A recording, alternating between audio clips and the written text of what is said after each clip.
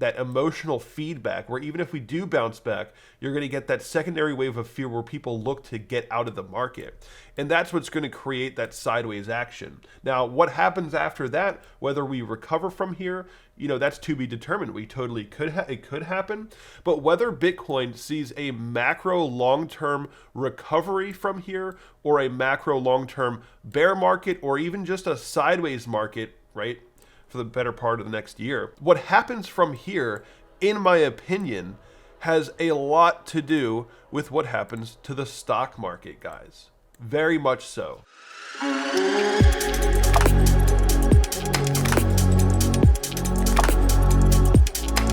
We are just about an hour away from the daily candle close of December 5th.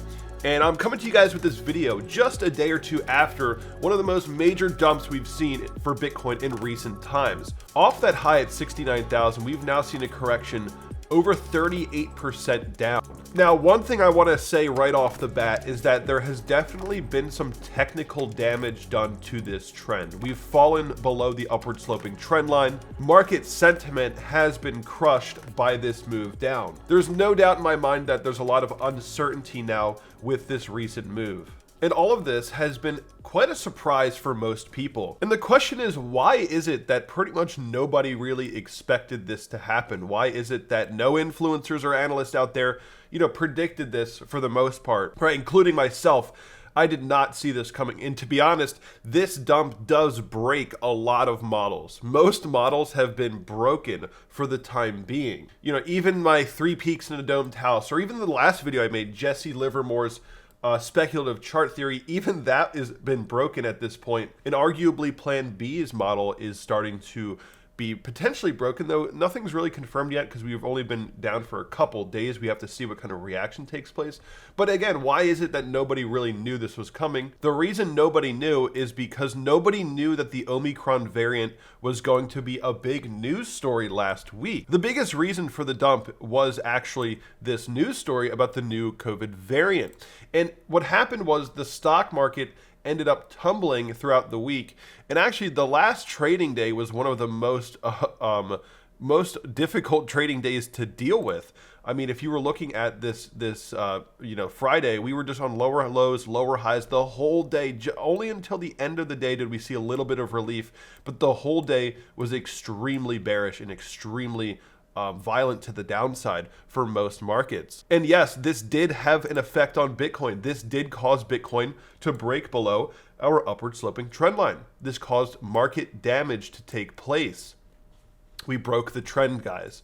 And if you're looking at the S&P and looking at the S&P and Bitcoin since 2017, I mean, there's a big discussion about whether there is or isn't a correlation, but in my mind, there's almost no argument. They both, in 2017, Bitcoin and the stock market found a top in a similar range. They both bottomed at the same point in time, right? They both recovered together at the same point in time. They both collapsed together during the initial COVID scare, right?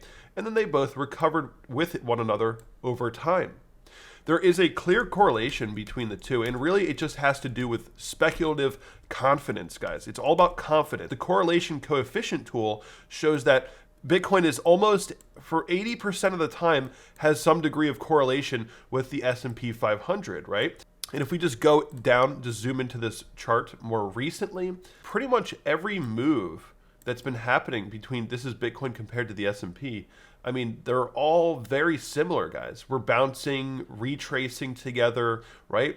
There's a lot of uncertainty in the world. And when there's uncertainty, Bitcoin becomes more closely correlated to the stock market. When there's a lot of confidence, Bitcoin becomes less correlated from the stock market. That's how this works. It's all about confidence. So there really shouldn't be a doubt in your mind that there is a high degree of correlation between the two. Again, when people are confident, Bitcoin becomes less correlated, like up at 65. But then when there's a lot of uncertainty, Bitcoin becomes more correlated, like in this range here. That's really how this correlation works. And now in recent times, the uncertainty and the bearish sentiment in the stock market has found its way into the Bitcoin market, right? Really much based on the jobs report recently and the COVID variant. And so again, models are being broken. What's more likely from Bitcoin from here on out is a lot of sideways ranging here, right?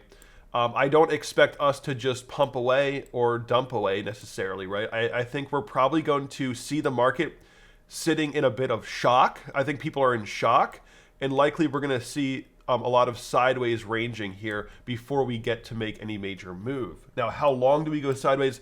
It's hard to say, but at least a couple weeks of sideways action is very likely in my opinion.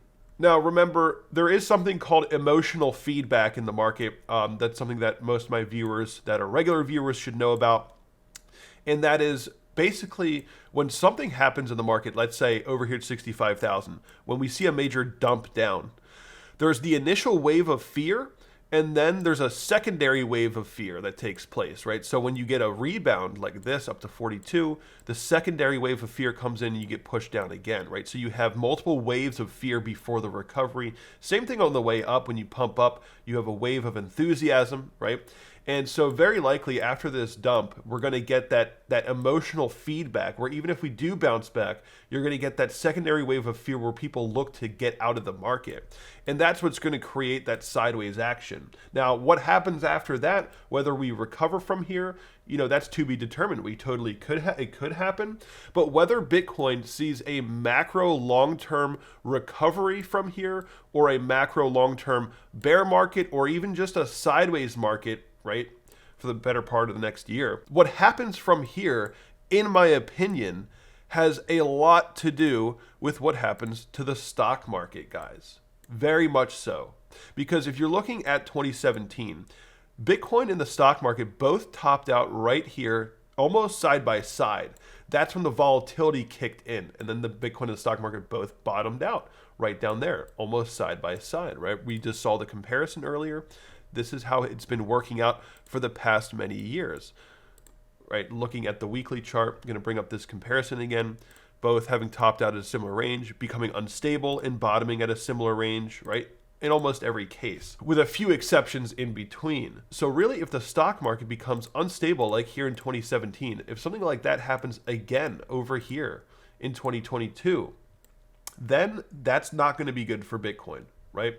If we see that kind of sideways action, that instability, Bitcoin may enter a sideways market for a very long time. Though if the stock market remains bullish and we can maintain this trend, we keep moving up, something like that into 2022, right? If that happens, then we would be good to go, guys, right? Then we would be good to go and Bitcoin would very likely regain its footing and push up for that six-figure level in 2022. So there's a lot of things there's a lot of variables that are happening globally in traditional markets that are going to determine what happens to Bitcoin. I want you guys to open your minds a little bit to know that Bitcoin is not an isolated asset. We now have Wall Street money in crypto, right? And if Wall Street money is in crypto, then what happens in the stock market is going to affect Bitcoin, right? There's no magical thing that makes Bitcoin uncorrelated from the stock market. Bitcoin was designed as a hedge against inflation, not stock market movements. Satoshi never discussed Bitcoin being a hedge against stock market movements. So really my point here is we got to keep an eye on the S&P, on the NASDAQ, the overall stock market, global markets, and it's going to play a huge role in what happens to Bitcoin moving forward. I can almost guarantee it, though this is not financial advice. Of course, anything can happen, and Bitcoin can decouple from the stock market for any reason, right? Any fundamental reason, but generally it is correlated. But anyway, guys, I hope you enjoyed this video. Just wanted to have this discussion with you all about what's happening here and maybe what kind of mindset we need to have moving forward. Hope you enjoyed. Hit the like button, subscribe to this channel, and I'll see you all in the next video.